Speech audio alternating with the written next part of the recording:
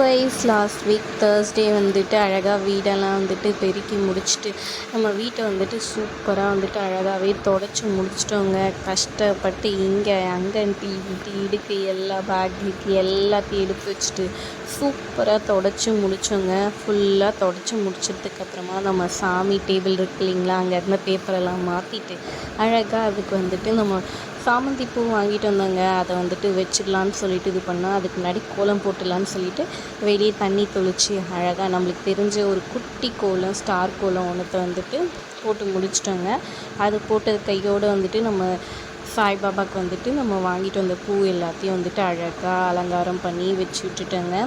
வச்சு முடிச்சுட்டு அதுக்கப்புறமா விளக்கில் கொஞ்சம் எண்ணெயை ஊற்றி திரியை போட்டுட்டு அப்புறம் கரெக்டாக நம்மளுக்கு 6 o'clock ஆனோன்னே பூஜை டைமிங்க்கு வந்துட்டு நம்ம விளக்கேற்றி சந்தோஷமாக வந்துட்டு சாய்பாபா வந்துட்டு சாமி கும்பிட்டோங்க.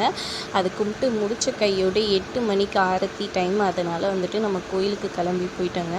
கோயிலுக்கு போனால் அங்கே வந்துட்டு பிரசாதம்லாம் கொடுத்தாங்க. எல்லாத்தையும் வாங்கி வச்சுக்கிட்டு அப்புறமா சாமியை நல்லபடியாக தரிசிச்சுட்டு கொடுத்த பிரசாதத்தை சூப்பராகவே வந்துட்டு சாப்பிட்டு வந்துட்டோங்க.